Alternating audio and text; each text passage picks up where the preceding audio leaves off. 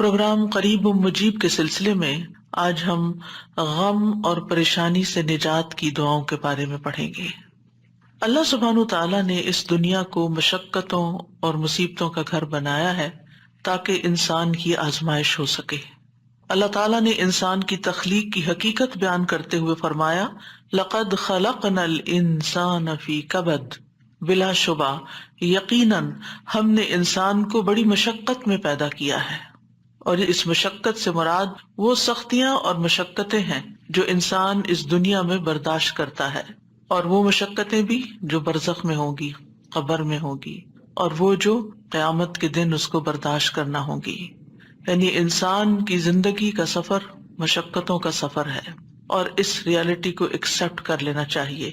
ہاں، اگر کوئی اللہ تعالیٰ کی اطاعت اور فرما برداری میں یہ زندگی بسر کرتا ہے اور ان تکلیفوں پر ناراض نہیں ہوتا، ان آزمائشوں میں کامیاب ہو جاتا ہے، تو انشاءاللہ موت کے ساتھ ہی اس کی راحتوں بھری زندگی شروع ہو جائے گی اور آئندہ کے لیے اس کی مشقتیں ختم ہو جائیں گی۔ مشقتوں سے پاک، مصیبتوں اور تکلیفوں اور آزمائشوں سے پاک جگہ تو صرف جنت ہی ہے، اور دنیا جنت ہو نہیں سکتی، چاہے انسان اس کو جتنا بھی جنت بنانے کی کوشش میں لگا رہے۔ تو اس دنیا میں رہتے ہوئے اس حقیقت کو جان لینا چاہیے کہ یہاں امتحان ہوں گے، تکلیفیں ہوں گی، آزمائشیں ہوں گی، غم ہوں گے۔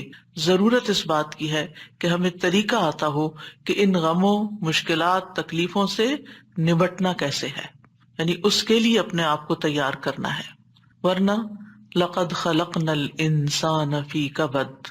ابن عباس کہتے ہیں کبد سے مراد اس کا پیٹ میں حمل کی صورت میں رہنا، اس کا دودھ پینا، اس کا دودھ چھڑانا، دانتوں کا اگنا، اس کی زندگی کے بچپن کے مراحل اور اس کی گزران، اس کی موت، یہ سب کچھ بہت سخت اور شدید ہوتا ہے۔ یعنی حمل سے لے کے پیدائش کا مرحلہ اور پھر دودھ پینا اور چھڑانا اور دانتوں کا آنا، ٹیدنگ پیریڈ، سارے ہی مراحل کے اپنے مسائل ہوتے ہیں۔ ان سب میں انسان کو کسی نہ کسی تکلیف سے گزرنا پڑتا ہے۔ قتادہ کہتے ہیں کہ وہ دنیا اور آخرت دونوں کی مصیبتیں جھیلتا ہے تو آپ اس کو مشقت میں پڑا ہوا ہی پائیں گے، یعنی انسان ہے ہی مشقت میں۔ ابن الجوزی کہتے ہیں دنیا آزمائشوں اور مصیبتوں کے لیے بنائی گئی، سمجھدار شخص کو چاہیے کہ اپنے نفس کو صبر پر آمادہ کرے۔ یعنی یہاں یہ سب کچھ تو ہوگا ہی، تکلیفیں تو آئیں گی، لیکن ضرورت کس چیز کی ہے کہ ہم اپنے آپ کو سمجھائیں کہ یہ دنیا مشکل جگہ ہے، یہاں صبر کرنا ضروری ہے۔ دنیا مومن کے لیے قید خانہ ہے۔ رسول اللہ صلی اللہ علیہ وسلم نے فرمایا، الدنیا سجن المؤمن و جنت الکافری، دنیا مومن کے لیے قید خانہ ہے اور کافر کے لیے جنت ہے۔ تو اس کا کیا مطلب ہے کہ کیا کافر کو کوئی مشقت نہیں ہوتی اس دنیا میں؟ ہوتی ہے، لیکن مراد اس سے یہ ہے کہ آخرت کی تکلیفوں کے مقابلے میں دنیا میں جو بھی اس کو ملا ہے وہ اس کے لیے جنت ہی ہے، کیونکہ اس کے لیے آخرت میں جنت نہیں ہے۔ اور آخرت مومن کے لیے خوشحالی کا گھر ہے۔ جب مومن وہاں پہنچے گا تو پکار اٹھے گا، وقال الحمد للہ الذی اذهب عنا الحزن ان ربنا لغفور شکور الذی احلنا دار المقامۃ من فضله لا يمسنا فيها نصب ولا يمسنا فيها لغوب۔ اور وہ کہیں گے کہ اس اللہ کا شکر ہے جس نے ہم سے غم کو دور کر دیا، یعنی جنت میں جا کر انسان واقعی غم سے دور ہو جائے گا۔ یقیناً ہمارا رب بخشنے والا قدردان ہے، جس نے اپنے فضل سے ہمیں ابدی قیام گاہ میں لا اتارا، جہاں ہمیں نہ مشقت اٹھانی پڑتی ہے اور نہ کوئی تھکاوٹ لاحق ہوتی ہے، یعنی نہ ہی کوئی کام مشکل ہے اور نہ ہی ہم تھکتے ہیں، آرام ہی آرام ہے، سکون ہی سکون ہے۔ لیکن اس سکون کو پانے کے لیے اس دنیا میں تھکنا شرط ہے۔ اپنے آپ کو اللہ کی عبادت میں، بندوں کی خدمت میں تھکانا لازم ہے۔ دنیا جتنی بھی تکلیف دہ ہو، لیکن انسان جب جنت میں پہنچے گا تو جنت کا ایک چکر دنیا کی ساری فکروں کو ختم کر دے گا۔ نبی صلی اللہ علیہ وسلم نے فرمایا، قیامت کے دن اہل جنت میں سے اس آدمی کو پیش کیا جائے گا جسے دنیا میں لوگوں میں سے سب سے زیادہ تکلیفیں آئی ہوں گی، پھر اسے جنت میں صرف ایک غوطہ دے کر، یعنی ایک چکر لگوا کر پوچھا جائے گا، اے ابن آدم، کیا تو نے کبھی کوئی تکلیف بھی دیکھی؟ کیا تجھ پر کبھی کوئی سختی بھی گزری؟ وہ عرض کرے گا، اے میرے رب، اللہ کی قسم کبھی نہیں، کوئی تکلیف نہیں دیکھی۔ ساری تکلیفیں بھول جائیں گی، کبھی کوئی تکلیف میرے پاس سے نہ گزری اور نہ ہی میں نے کبھی کوئی شدت و سختی دیکھی. یعنی ایسی ٹھنڈک، ایسا آرام، ایسا سکون، ایسا لطف آئے گا کہ اس کے حافظے سے بھی نکل جائے گا کہ کبھی اس نے کوئی دکھ دیکھا تھا. تو آج ہم اس سلسلے میں رنج و غم کو دور کرنے والی سب سے بڑی دعا آیت کریمہ کے بارے میں پہلے پڑھیں گے.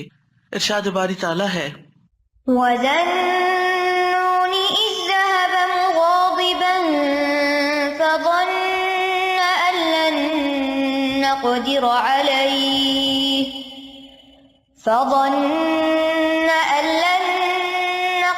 عَلَيْهِ فَنَادَىٰ فِي الظُّلُمَاتِ أَن لَّا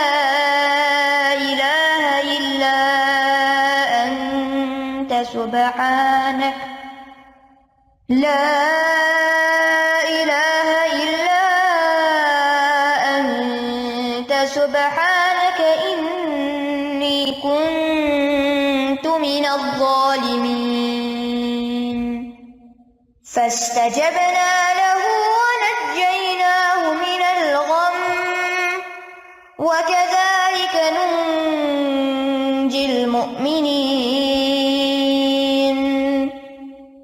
اور مچھلی والا جب وہ اپنی قوم سے غضبناک ہو کر چلا گیا تو اس نے گمان کیا کہ ہم ہرگز اس پر قادر نہ ہوں گے. پھر اس نے اندھیروں میں پکارا کہ تیرے سوا کوئی الہ برحق نہیں، تو پاک ہے، بے شک میں ہی ظالموں میں سے ہوں. تو ہم نے اس کی دعا قبول کر لی اور اسے غم سے نجات دے دی، اور ہم ایمان لانے والوں کو اسی طرح نجات دیا کرتے ہیں. یہاں ذنون سے مراد یونس علیہ السلام ہے، یعنی مچھلی والے. نون سے مراد مچھلی. یونس علیہ السلام عراق کی ایک بستی نینوا میں مبعوث کیے گئے تھے. انہوں نے اپنی قوم کو توحید کی دعوت دی، لیکن وہ مسلسل انکار کرتے رہے، جیسے کہ ہر قوم کا شیوا رہا. تو آخر ان سے اکتا کر، تنگ آ کر، غصے کی حالت میں ان کے حق میں بد دعا کی اور عذاب کی دھمکی دے کر اللہ کی اجازت کے بغیر انہیں چھوڑ کر نکل پڑے، جس کی انہیں اجازت نہیں تھی. جبکہ منصب رسالت کا تقاضا کیا تھا کہ ان کے کفر اور سرکشی کے باوجود انہی میں رہیں، اور جب تک اللہ تعالیٰ کا حکم نہ آ جائے، جب تک ان کی مدت مہلت پوری نہ ہو جائے، انہیں ہرگز نہ چھوڑا جائے. جیسا کہ نوح علیہ السلام نے 950 سال اسی کشمکش میں، اسی کام میں، اسی محنت میں گزار دیے، اور پھر اس وقت ان کے حق میں بد دعا کی جب ان سے کسی خیر کی توقع نہ رہی. اور جب اللہ تعالیٰ نے انہیں بتا دیا کہ اب اس کے بعد تمہاری قوم میں سے کوئی بھی ایمان نہیں لائے گا، تو اب جب انہیں پتہ چل گیا کہ کوئی بھی ایمان نہیں لائے گا، تو پھر انہیں اجازت دی گئی کہ وہ ان کے ختم ہونے کی دعا کر لیں، اور انہیں پھر ختم کر دیا گیا. یونس علیہ السلام گھبرا گئے اور اپنی بستی کو چھوڑ گئے، اور بستی سے نکل کر کچھ لوگوں کے ساتھ ایک کشتی میں سوار ہو گئے. جو ہی وہ کشتی آگے بڑھی سمندر میں تو کشتی ڈگمگانے لگی کیونکہ اوور لوڈڈ تھی.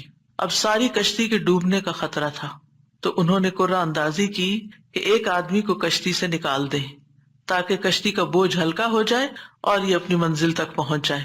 قرعے میں یونس علیہ السلام کا نام نکلا، لیکن انہوں نے کشتی سے نکلنے سے انکار کر دیا. لہٰذا دوبارہ قرعہ اندازی کی گئی کہ ہو سکتا اب کسی اور کا نام نکل آئے، لیکن پھر آپ ہی کا نام نکلا، اور پھر آپ نہیں نکلنا چاہتے تھے کشتی سے. پھر تیسری بار قرعہ اندازی کی گئی تو پھر آپ ہی کا نام نکلا. اللہ سبحانہ وتعالیٰ فرماتے ہیں فَسَاهَمَ فَكَانَ مِنَ الْمُدْحَضِينَ، پھر وہ قرعہ میں شریک ہوا تو ہارنے والوں میں سے ہو گیا. اب تو کوئی گنجائش ہی نہیں رہی تھی کہ اس کے بعد کچھ قرعہ اندازی کی جائے، اب تو انہی کی باری تھی. قرعہ ان کے نام نکلا. یہ دیکھ کر یونس علیہ السلام کھڑے ہو گئے اور انہوں نے دریا میں چھلانگ لگا دی. جو ہی انہوں نے چھلانگ لگائی، ایک بہت بڑی مچھلی نے آ کر ان کو نگل لیا. آپ اس وقت مچھلی کے پیٹ میں جاتے ہی مسلسل تسبیح کرنے لگے. مچھلی ان کو لے کر سمندر کی گہرائیوں میں چلی گئی، اور اب یہاں پر مچھلی کے پیٹ کا اندھیرا اور سمندر کی گہرائیوں کا اندھیرا اور پھر اس کے بعد رات کا اندھیرا. تو ایسے میں یونس علیہ السلام نے جس دعا سے مدد لی وہ یہی دعا تھی جو ان آیات میں بیان ہوئی ہے، لا الہ الا انت سبحانک انی کنت من الظالمین. تو بہرحال اللہ سبحانہ تعالیٰ نے ان کی دعا سن لی، انہیں غم سے نجات دی، اور مچھلی نے آپ کو ساحل پر اگل دیا، ایسے ساحل پر جہاں نہ کوئی انسان تھا، نہ کوئی پرندہ، نہ کوئی درخت اور نہ کوئی سایہ. پھر اللہ کے اذن سے انہیں یعنی کدو کی بیل کا سایہ بھی فراہم کیا گیا، اور اس کے ساتھ ساتھ کھانے کو بھی دیا گیا، اور ان کی جب تکلیف دور ہوئی اور وہ چلنے کے قابل ہوئے، کیونکہ ظاہر ہے کہ مچھلی کے اسٹمک میں ایسڈ ہوتا ہے، اور وہ ایسڈ نے ان کی سکن کو اور ان کے پوری ہوش و حواس، ان کی آنکھیں، ان کی ہر چیز کو کتنا متاثر کیا ہوگا.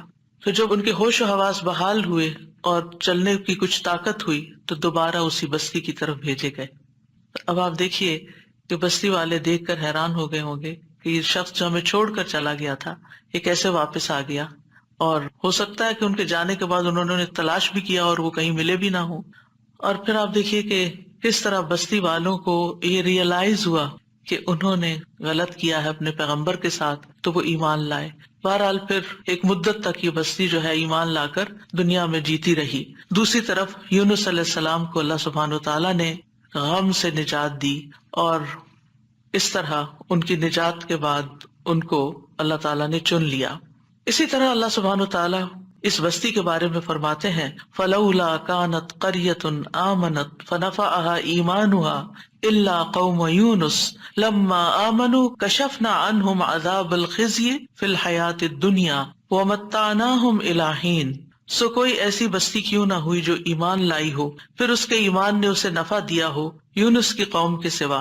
جب وہ ایمان لے آئے تو ہم نے ان کی ذلت کا عذاب دنیا کی زندگی میں ان سے ہٹا دیا اور انہیں ایک وقت تک سامان دیا. کہا جاتا ہے کہ یونس علیہ السلام جب قوم کو چھوڑ کر گئے تھے اور ان لوگوں کو یہ بات سمجھ آ گئی کہ وہ نبی تھے اور وہ جھوٹ نہیں بولتے، تو وہ سب کے سب اپنے بچوں، چوپایوں، مویشیوں سب کو لے کر صحرا کی طرف نکل گئے اور ماں کو بچوں سے الگ کر دیا، اور اللہ سبحانہ وتعالیٰ کے حضور میں رو رو کر دعائیں کی، حتیٰ کہ ان کے اونٹ بلبلانے لگے اور بچے بھی رونے لگے اور گایوں کے بچے ڈکرانے لگے اور بھیڑ بکریاں اور سارے جانور بولنے لگے. یعنی ایک سما ہوگا اس توبہ استغفار کا کہ کس طرح انہوں نے فریادیں کی. تو آپ دیکھیے ادھر ان کا پیغمبر فریادیں کر رہا ہے اور ادھر ان کی قوم فریادیں کر رہی ہے اپنے سارے مال و متاع کے سمیت. تو اللہ سبحانہ وتعالیٰ نے کس طرح ان کی فریادیں سن لی. تو اس سے کیا پتا چلتا ہے کہ دعا مانگنے کا بھی ایک سلیقہ ہوتا ہے. بے روح دعائیں، بس صرف الفاظ کا دہرا دینا، کبھی چپ کر کے دل میں دہرا لینا،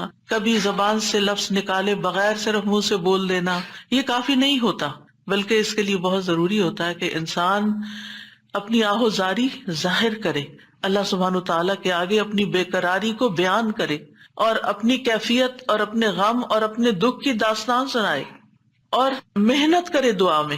ہم دعا میں محنت نہیں کرتے، ہم ایک آدھ دفعہ بس کر لیتے ہیں، کبھی تھوڑا بہت آنسو بھی آ گئے، تھوڑا بہت رو پڑے اور بات ختم ہو گئی اور پھر کہا ہم نے تو بڑی دعا کر لی، ہماری تو سنی نہیں جاتی. یونس علیہ السلام نے یہ آیت کریمہ کیسے پڑھا تھا اور ہماری قوم میں کیسے رواج ہے آیت کریمہ پڑھنے کا.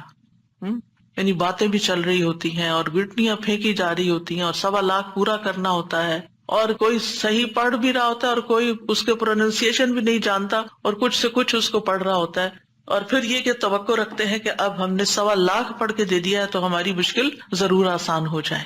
حالانکہ بات 1.25 لاکھ کی نہیں، اور قرائن سے کہیں یہ پتہ نہیں چلتا کہ یونس علیہ السلام نے 1.25 لاکھ پورا کیا تھا اور جب وہ اس سے نکلے تھے. ہو سکتا ہے انہوں نے چند ہی بار پکارا، لیکن پوری تکلیف میں جب کراہتے ہوئے روتے ہوئے پکارا تو اللہ سبحانہ تعالیٰ نے اس دعا کو سن لیا. تو ہم سب کو بھی چاہیے کہ اپنی دعاؤں کے اندر رقت پیدا کریں، خشوع پیدا کریں، عاجزی سے دعا مانگیں، رو کے دعا مانگیں. جو بھی مشکلات اٹکی ہوئی ہیں، جو بھی مسائل ہمارے ارد گرد ہم پہ چھائے ہوئے ہیں، جن چیزوں کی طرف سے بھی ہم پریشان ہیں، جو بھی غم، ہم، حزن اور مستقبل کے فکر اور پریشانیاں، جو چیزیں بھی ہماری زندگی میں عام ہو رہی ہیں، ان سب کو دور کرنے کے لیے ہم اللہ کو پکاریں اور خوب پکاریں. تو اللہ سبحانہ تعالیٰ نے یہاں ان کا نام نہیں لیا ان آیات میں، بلکہ ذنون کہا، مچھلی والا، کیونکہ نون مچھلی کو کہتے ہیں اور مچھلی نے انہیں نگل لیا تھا. وَذَنُّونِ إِذْ ذَهَبَ مُغَاضِبًا، یعنی غصے میں گئے تھے، ناراض ہو کے گئے تھے قوم سے. فَظَنَّ أَن لَّن نَّقْدِرَ عَلَيْهِ، انہوں نے یہ ہرگز نہیں سمجھا کہ اللہ تعالیٰ ان پر قابو نہ پا سکے گا. یعنی اس کا مطلب ہے کہ انہوں نے سمجھا کہ شاید ان کی پکڑ نہیں ہوگی، یعنی انہیں کچھ کہا نہیں جائے گا. قدرہ کا مطلب ہوتا ہے کسی پہ کوئی چیز تنگ کر دینا، جس سے رزق کی تنگی کے لیے بھی یہ لفظ قرآن میں استعمال ہوتا ہے. مطلب یہ ہے کہ یونس علیہ السلام جب اپنی قوم کو چھوڑ کر نکل رہے تھے تو انہوں نے یہ سمجھا تھا کہ اس پر وہ حق بجانب ہیں اور ان کی پکڑ نہیں ہوگی، یعنی ہم انہیں کچھ نہیں کہیں گے. لیکن پکڑ ہو گئی کیونکہ اللہ تعالیٰ کا حکم نہیں آیا تھا. اچھا، بعض اوقات ہم بھی کچھ اپنی زندگی میں ایسے کام شروع کر دیتے ہیں یا ایسے ڈیسیژن لے لیتے ہیں اور ساتھ ہی اس خوش فہمی میں مبتلا ہو جاتے ہیں یہ تو معمولی سی بات ہے، اس پہ اللہ تعالیٰ کیا پکڑے گا، اس پہ نہیں پکڑ ہوتی. لیکن کبھی بھی جان بوجھ کے نافرمانی نہیں کرنی چاہیے اور انسان کو حد الوسع کوشش کرنی چاہیے کہ اللہ تعالیٰ کی ناراضگی کے کاموں سے بچے اور کسی بھی گناہ کو ہلکا نہیں سمجھنا چاہیے، چھوٹا نہیں سمجھنا چاہیے کہ اس پہ نہیں پکڑ ہوتی. لیکن پکڑ ہو گئی. فنادا فی الظلمات اللہ الہ الا انت سبحانک انی کنت من الظالمین. آپ دیکھیے ہم سے بھی جب کوئی غلطی ہوتی ہے نا، کوئی بات منہ سے غلط نکل جائے، کوئی ہمارا رویہ کسی کے ساتھ غلط ہو جائے، معاملہ کسی کے ساتھ سخت ہو جائے، ہم کسی کے ساتھ تلخ ہو جائیں، تو اس کے بعد ہمارے دل میں ریگریٹ ضرور آتی ہے، ہمیں احساس ہوتا ہے. اور حدیث میں آتا ہے کہ فرشتہ 6 گھڑیاں قلم اٹھائے رکھتا ہے. اگر اس میں، اب گھڑیوں سے مراد کتنی ڈیوریشن ہے یہ نہیں مجھے معلوم، لیکن مطلب یہ ہے کہ کچھ دیر اس کو دی جاتی ہے کہ کیا یہ اپنی غلطی مانتا ہے. اور کچھ اللہ کے بندے ایسے ہوتے ہیں کہ جو ہی ان سے غلطی ہوتی ہے اور ان کے دل میں پنچ ہوتی ہے، ان کو شرمندگی ہوتی ہے، وہ فوراً استغفار شروع کر دیتے ہیں اور اپنی غلطی کو مان جاتے ہیں اور کہتے ہیں کہ یہ کیا کیا میں نے، مجھے ایسا نہیں کرنا چاہیے تھا. اور پھر کیا ہوتا ہے، اللہ تعالیٰ اپنی رحمت سے معاف کر دیتا ہے ایسے بندوں کو. تو یونس علیہ السلام سے بھی جو ہو گئی کمی، اس کے بعد انہیں احساس ہو گیا کہ ایسے ہی ان کا نام کرے میں نہیں نکلا. اسی طرح ہم پر جب کوئی مشکل آتی ہے تو بعض اوقات انسان سوچتا ہے کہ یہ مشکل ایک دفعہ آئی ہے، پھر آ گئی ہے، یہ کیا ہو رہا ہے میرے ساتھ، یہ کیوں آ رہی ہے، ضرور میں نے کوئی ایسی غلطی کی ہے. پھر انسان استغفار شروع کر دیتا ہے اور آیت کریمہ کا ورد شروع کر دیتا ہے کہ کوئی مصیبت اللہ کے اذن کے بغیر نہیں آتی. یہ اگر مشکل آئی ہے، مصیبت آئی ہے تو ضرور اس کے پیچھے کوئی وجہ ہے. تو آپ دعا کر سکتے ہیں کہ یا اللہ مجھے میری غلطی دکھا دے، مجھے میرا جو بھی گناہ ہے مجھے اس کی یاد آ جائے، مجھے اس کی سمجھ آ جائے، میں اس کو چھوڑ دوں، تو اس کو معاف کر دے. تو استغفار کی کثرت جو ہوتی ہے وہ انسان کو مشکلات سے نجات دیتی ہے. تو فنادا فی الظلمات، تو انہوں نے اندھیروں میں پکارا. کون سے اندھیرے؟ رات کا اندھیرا، سمندر کا اندھیرا، مچھلی کے پیٹ کا اندھیرا اور غموں کا اندھیرا کہ میں کہاں پھنس گیا ہوں، وہاں سے نکلنے کا کوئی راستہ ہی نہیں. اب دیکھیے کہ اگر کوئی ڈور بند ہوتا ہے تو انسان ڈور بجاتا ہے، کوئی آ کے کھول دیتا ہے، دروازہ توڑ دیتا ہے، انسان کچھ نہ کچھ حل نکل آتا ہے. گھر کے اندر اگر انسان کہیں ٹریپ ہو گیا ہے، ٹریفک میں ٹریپ ہو گیا ہے، کہیں اور ٹریپ ہو گیا ہے، کوئی نہ کوئی آ کے آگے بڑھ کے کوئی مدد کر سکتا. لیکن مچھلی کے پیٹ کے اندر ٹریپ ہو جانا، نو وے آؤٹ. اور آپ کو پتا مچھلی کا پیٹ ہوتا بڑا ہے، جیسے ویل مچھلی ہے نا، تو اس کا جو ماؤتھ ہوتا ہے وہ بہت بڑا نہیں ہوتا. کرل کھاتی ہے نا، کرل بہت چھوٹی چھوٹی چیز ہوتی ہے، اور کئی ٹن کرل کھا جاتی ہے، لیکن یہ ہے کہ چھوٹی چیز اندر لے جا سکتی. اب یہ تو اللہ کے اذن سے اس کا منہ کھل گیا ہوگا اور وہ اندر چلے گئے، اور یہ بھی نہیں ہمیں پتا کہ وہ ویل تھی یا کوئی اور، کیونکہ سمندر کی اکثر مخلوق تو ہمارے علم میں ہی نہیں ہے، یہ تو انسانوں کے اندازے ہیں. تو بہرحال ان کے دل پہ جو غم تھا اور جو تکلیف تھی اس میں انہوں نے پکارا اور سب سے پہلے توحید کا اقرار کیا، لا الہ الا انت، کہ اس وقت مجھے پکا یقین ہے اور مجھے اس پر پورا اعتماد ہے کہ اس مشکل سے صرف تو نکال سکتا ہے، کوئی بھی نہیں. میری فریاد سننے والا کوئی نہیں، میری مدد کرنے والا کوئی نہیں، میرے کام آنے والا کوئی نہیں. تو آپ دیکھیے مشکلات کے حل کے لیے سب سے پہلی چیز توحید کا اقرار کرنا چاہیے. افسوس یہ کہ ہمارے ہی لوگ توحید کے اقرار کی بجائے مشکلات میں غیر اللہ کو پکارنے لگتے ہیں، یا علی مدد، یا فلاں مدد، قبر والوں کو پکارنے لگتے ہیں. کس قدر افسوس کی بات ہے. یونس علیہ السلام اپنے رب کو پکار رہے ہیں اور کہہ رہے ہیں کہ تیرے سوا کوئی الہ نہیں، لا الہ الا انت.